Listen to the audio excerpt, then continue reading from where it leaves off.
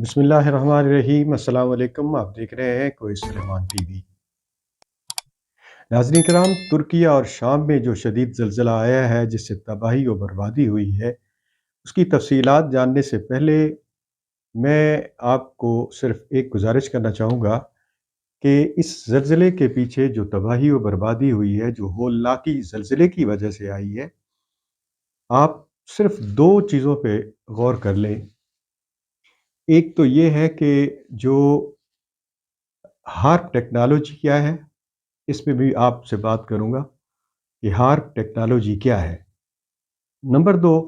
मुआहदा लौज़ान क्या है। ये 2 चीज़ें जब तक आप नहीं समझेंगे, उस वक़्त तक आपको तुर्किया में और शाम के जो ज़लज़ले की तबाही और बर्बादी है, उसकी समझ नहीं आएगी। ये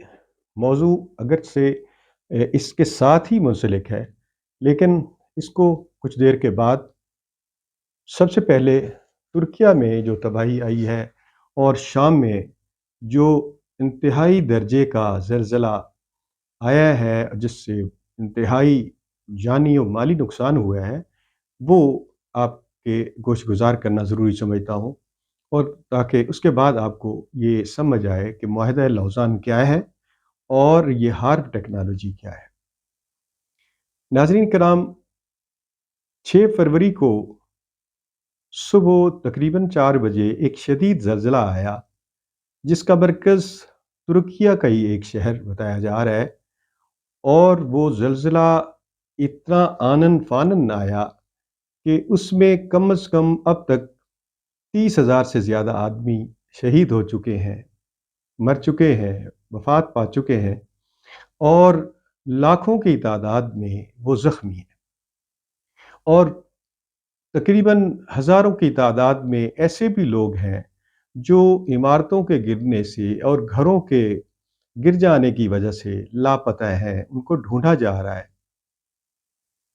आप ये सुन के और देख के यकीनन आपने इसकी वीडियोज़ भी देखी होंगी, तस्वीरें भी देखी होंगी। दिल दहला देने वाली वो तस्वीर हैं, वो वीडियोज़ हैं, जहाँ पे आदाद-ओ-शुमार के मुताबिक जहाँ 30,000 से ज़्यादा आदमी शहीद हुए, वहीं पे 14,000 से ज़्यादा इमारतें, जिसमें घर हैं, दुकानें हैं और मार्केट्स हैं और बड़ी बुलंद-ओ-बाला इमारतें हैं, वो गिरी हैं। आप इसका अंदाज़ा लगा सकते हैं कि क्या क़यामत सुग़रा होगी जो तुर्किया और शाम में बर्पा हो गई। डब्ल्यूएचओ का कहना है कि इसका जो नुकसान है वो बहुत ज़्यादा है। ये जानी नुकसान भी ज़्यादा और माली नुकसान इस हद तक है कि इसको कम से कम बहुत जल्दी तो इस पे काबू पाना बहुत मुश्किल है। आपके लिए एक गौरतलब ये बात भी है कि तुर्की में इंतखाबात भी इसी साल होने हैं और इंतखाबात का जो सिनेरियो बन रहा है वो ये भी है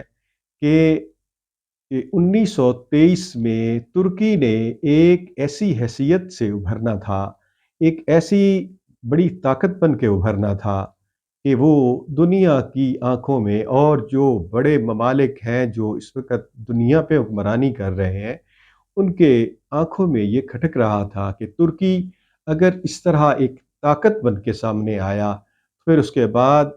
खित्ते की जो सियासी सूरत-ए-हाल है, जो जुग़राफ़ियाई सूरत-ए-हाल है, वो यकीनन उसमें तब्दीली आएगी। नाज़रीन किराम, आपने ये देखा होगा कि इन जानी और माली नुकसान तो अपनी जगह पे है। जानी नुकसान में जितनी जानें ज़ाय हो गईं, जितने लोग माज़ूर हुए, जितने लोग अभी तक लापता हैं और मलबे के नीचे दफ़न हैं, उनको निकाला जा रहा है। बड़ी अजीब उसमें भी हैरत होती है कि चंद बच्चों को निकाला गया है जो जैसे वो रात को सोए थे अपनी माँ के साथ, अपने बाप के साथ जैसे सोए थे, उसी तरह ही उनको वहाँ से निकाला गया और वो अब्दी नींद सो गए। इसी तरह वो लोग, वो बच्चे मुजज़ाना तौर पे बच गए हैं, जिनको आप देख के अजीब अल्लाह की कुदरत आप देखें کہ معصوم بچے جو سوئے ہوئے تھے وہ 3 دن کے بعد 4 دن کے بعد بھی زندہ نکال لیے گئے ہیں۔ ناظرین کرام، اس میں جو میں نے آپ سے بات کی ہے کہ معاہدہ لوزان اور ہارپک ٹیکنالوجی، اس پہ اس کے زلزلے پہ اس کے کیا اثرات ہوئے ہیں، یہ ایک علیحدہ ایشو ہے، ایک علیحدہ بات ہے، ایک علیحدہ موضوع ہے جس پہ بات کرنی بہت ضروری ہے۔ اس لیے آپ کو چاہیے کہ آپ اس کو غور سے ذرا سنیں تاکہ آپ کو یہ ساری سمجھ آ جائے۔ ناظرین، ترکیہ، جسے اب ترکیہ کہا جاتا ہے، اس سے پہلے یہ ترکی تھا، اور 1923 میں یہ ایک بہت بڑی طاقت تھا، سلطنت عثمانیہ کے نام سے بہت مشہور تھی، اور تقریباً دنیا کے بیشتر علاقوں پہ مسلمانوں کی حکمرانی تھی۔ اس کے بعد 1923 میں اس کے ساتھ ایک معاہدہ ہوا، اور اس معاہدے کے نتیجے میں ایک ایسے حکمران کو ترکی پہ مسلط کر دیا گیا جو بہت لبرل اور ترقی پسند تھا، تاکہ جو ہماری مسلمانوں کی آخری مسلمانوں کی جو آخری ہماری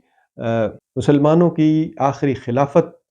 جو ترکیہ میں تھی، اس کو ہمیشہ ہمیشہ کے لیے ختم کر دیا گیا، اور اس وقت 1923 میں اس کو پھر 100 سال معاہدے کے بعد اس کو دوبارہ بحال کیا جانا تھا۔ ناظرین، اس وقت جو نقصان ہوا ہے، ترکیہ کا نقصان وہ بہت زیادہ ہے، اور شام اس سے چونکہ ایک چھوٹا ملک ہے، اس میں زیادہ نقصان نہیں ہے۔ اس کا ذکر بھی خبروں اور سوشل میڈیا پہ بہت کم ہے۔ پاکستان کی طرف سے بہت سامان بھیجا جا رہا ہے، اس میں کوئی شک نہیں ہے، دنیا کے دوسرے ممالک سے بھی اس کی ترکی کے بھائیوں کی مدد کی جا رہی ہے، لیکن ایسے وقت میں پاکستان کی طرف سے جو مدد ہے وہ تو بہت اپنی جگہ پہ اہم ہے، لیکن پاکستان نے ایسے موقع پر ترکیہ کا دورہ کرنے کے لیے جو وزیر اعظم نے ان سے درخواست کی کہ میں آنا چاہتا ہوں، تو ترکیہ نے اس کو منع کر دیا کہ ابھی ایسے حالات نہیں ہیں کہ آپ پاکستان سے ترکی آئیں، اور چونکہ ہماری ساری توجہ اس وقت ملبے ہٹانے اور لوگوں کو زندہ نکالنے کے اوپر ہے، اور زیادہ سے زیادہ وہ اس کا اہتمام کر رہے ہیں کہ لوگوں کو ابھی بھی موقع ہے، ابھی بھی شاید اللہ کرے کہ وہاں سے لوگ نکل سکیں جو ملبے کے تلے دبے ہوئے ہیں۔ تو ان کو بھی چاہیے تھا کہ یہ کم از کم ایسی حرکت ہی نہ کرتے، ایسی بات ہی نہ کرتے۔ وزیر خارجہ اور وزیر اعظم پاکستان ترکی کے دورے کے لیے فوری طور پر تیار ہو گئے، انہیں چاہیے تھا کہ وہ اپنا سامان بھیجتے، وہ اپنے اب انہوں نے درخواست کی ہے کہ ہم جو آپریشن میں استعمال ہونے والے آلات ہیں وہ ہمیں بھجوائے جائیں، ہمیں خیمے بھجوائے جائیں، ٹینٹ بھجوائے جائیں، اور دیگر سامان ضروریہ جو ہے وہ کمبل اور خوراک ہے وہ بھی بھجوایا جائے۔ دوستو، یہ جو شہر ہے ترکیہ کا، اس کو ہی مرکز بتایا گیا ہے کہ وہ ترکیہ میں ہی زلزلے کا مرکز ہے۔ جو شدت بتائی گئی ہے وہ 7.9 اس کی شدت بتائی گئی ہے، اور یہ اس کی جو گہرائی بتائی گئی ہے وہ بھی اسی طرح تقریباً 9.7 کلومیٹر اس کی گہرائی بتائی گئی ہے، جو اسی شہر میں ہے۔ تو پھر یقیناً تباہی تو اس کا مطلب ہوا کہ صرف ترکی کے لیے ہی تباہی آئی ہے، اور ترکیہ کو ہی نشانہ بنایا گیا ہے۔ اب اس کے ساتھ ہی میں نے آپ سے گزارش کی تھی کہ میں نے آپ کو بتانا ہے کہ معاہدہ لوزان کیا ہے، اور اس کے بعد یہ بتانا تھا کہ یہ ہارپ ٹیکنالوجی کیا ہے۔ حیران کن بات یہ ہے کہ اس زلزلے سے پہلے سوشل میڈیا پہ ایک ایسی ویڈیو وائرل ہوئی ہے جس میں یہ کہا گیا ہے کہ آئندہ 3 روز کے بعد شدید زلزلہ آئے گا، اس کی شدت تک بھی بتائی گئی ہے۔ اگرچہ ماہرین یہ کہتے ہیں کہ زلزلے کے آنے سے پہلے کوئی بھی ایسا سسٹم نہیں ہے کہ کسی بھی علاقے میں، کسی بھی ملک میں یا کسی بھی جگہ پہ زلزلے کی بابت بتایا جا سکے، اس کی پیشگی کو اطلاع کی جا سکے، ابھی تک دنیا کے سائنسدان جو ہے وہ اس کے بارے میں بتانے سے قاصر ہیں کہ کوئی ایسا بھی یعنی اطلاعات ہیں، ایسی بھی کوئی سائنسی ایجادات ہیں جس میں پہلے بتایا جا سکے کہ زلزلہ آنے والا ہے۔ لیکن ایسی ویڈیو آپ نے دیکھی ہوگی جس میں بتایا جا رہا ہے کہ عنقریب اگلے 3 روز میں ایک شدید زلزلہ آئے گا، اور خبروں کے مطابق تو یہ بھی بتایا گیا ہے کہ جس کی تردید کی جا چکی ہے کہ ابھی بھی پاکستان، افغانستان یا اور قریبی ممالک میں زلزلے کے امکانات ہیں، اور وہ بھی اتنی شدید شدت کے ہوں گے جس طرح کے ترکیہ میں آئے ہیں۔ ناظرین کرام، یہ زلزلہ ایک قدرتی آفت تو ہم کہہ سکتے ہیں جس کی وجہ سے ہمارا بہت سارا نقصان ہوا ہے، اور بہت سارے علاقوں میں ایسا نقصان ہوا ہے۔ شام میں بھی ہوا ہے، ترکی میں بھی ہوا ہے، اور ارد گرد دیگر ترکیہ کا سب سے زیادہ نقصان ہوا ہے، اور خاص طور پر اسی شہر میں جس کا وہ مرکز بتایا جا رہا ہے، جو چھٹا بڑا شہر ہے، اس میں نقصان ہوا ہے۔ ترکیہ کے تقریباً شہر میں اس کا شدید جانی و مالی نقصان ہوا ہے، عمارتوں کا نقصان ہوا ہے۔ لیکن سب سے پہلے ہم اس کو ہی دیکھیں گے کہ آخر اتنا زلزلہ آنے کی وجہ کیا قدرتی ہے، یا اس کو کسی وجہ سے ترکیہ میں وہ ٹیکنالوجی استعمال کی گئی ہے جسے ہارپ ٹیکنالوجی کہا جاتا ہے، اور معاہدہ لوزان کا اس کے ساتھ کیا تعلق ہے۔ ناظرین کرام، میں نے آج آپ کو ترکیہ کے نقصان پہ، جس میں 30,000 سے زیادہ بندے شہید ہو چکے ہیں، جس میں 14,000 عمارتیں زمین بوس ہو چکی ہیں، جس میں گھر تباہ و برباد ہو چکے ہیں، دکانیں اور لوگوں کا بہت جانی و مالی نقصان ہوا ہے، ابھی میں آپ کو، اور ترکیہ کے صدر نے ابھی اس کے بارے میں کوئی بات نہیں کی۔ صرف اس کی بارے میں یہی بات کہوں گا کہ اب ترکیہ میں انتخابات کا اعلان ہو چکا تھا، اور وہ 2023 میں ہی اس کا انتخاب ہونا ہے۔ اب کیا وجہ ہوئی ہے کہ یہ سارا